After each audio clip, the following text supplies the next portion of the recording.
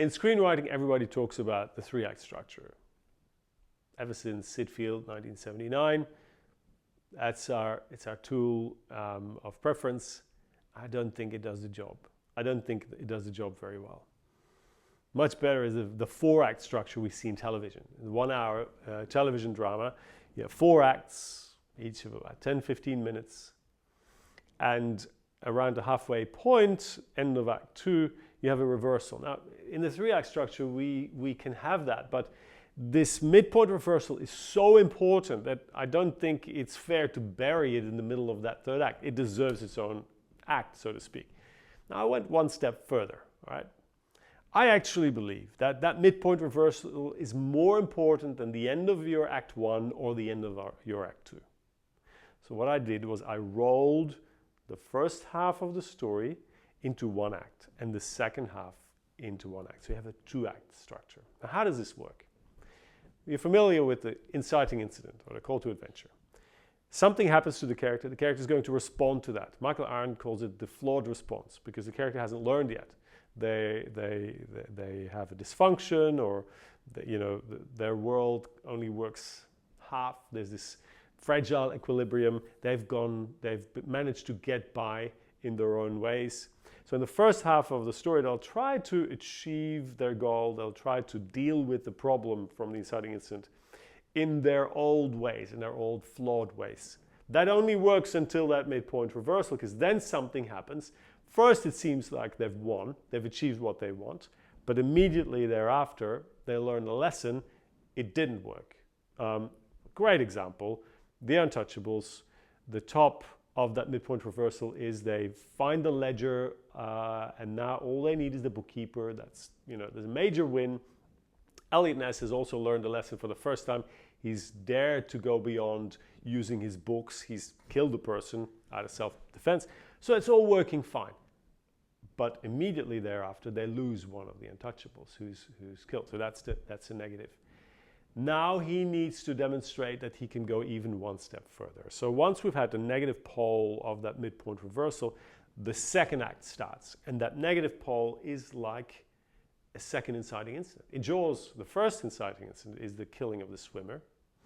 At the midpoint reversal, we see the shark going into the channel, nearly killing the son of the sheriff. That's his second inciting incident that will now push him to act appropriately, go into the ocean and deal with the problem properly rather than putting up signs. So again, a 2-act structure. Groundhog Day, Phil Connors. In the first half of the film, he tries to get the girl by basically scheming and conning her into believing that he knows her, he understands her. And he gets his kiss, so he wins. But immediately after that, he gets a slap. So he learns a lesson that this didn't work. So now he's going to have to take things a different way. So the first inciting incident, he gets caught in the Groundhog Day. First half, he tries it his own old way of scheming. Then the second inciting incident is the kiss and the slap. And he responds to that by becoming a mensch. Live honestly, genuinely, and earn her. And you know what? That works. And that's what then leads to the resolution of the film. This film and many other films. So the midpoint reversal is so powerful that you can really look at a film as a 2-act structure.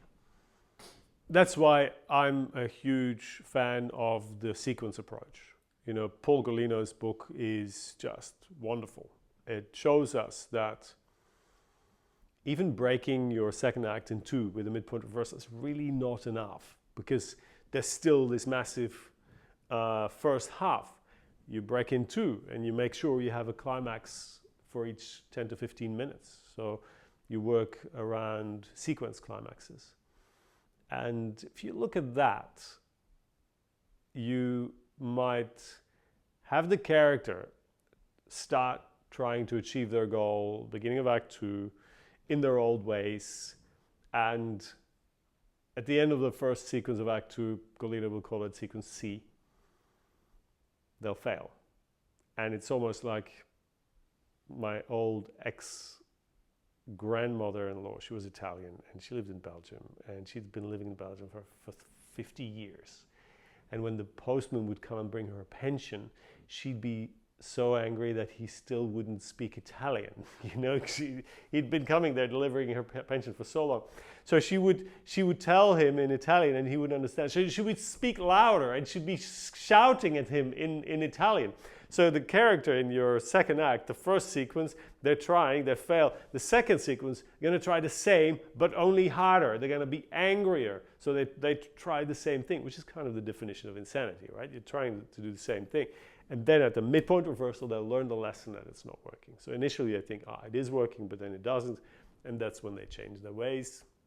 Sequence C, failure. Sequence D, trying harder. Then first success, then the reversal to failure. And then you go in sequence E, and then sequence F is the darkest one. So each sequence, if you look at sequences in that respect, they each have their own flavor. They have their own energy. And I think that's probably a helpful way of looking at stories. It is, some people may think it's formulaic, but it's at the same time emotional. Those are the emotions that you want your audience to feel. And isn't that something Hitchcock said as well? You need to know what you want to make this audience feel, if anything, because movies are about emotion. They shouldn't be about intellectual exercises. They shouldn't be about trying to resolve a puzzle. They don't usually work.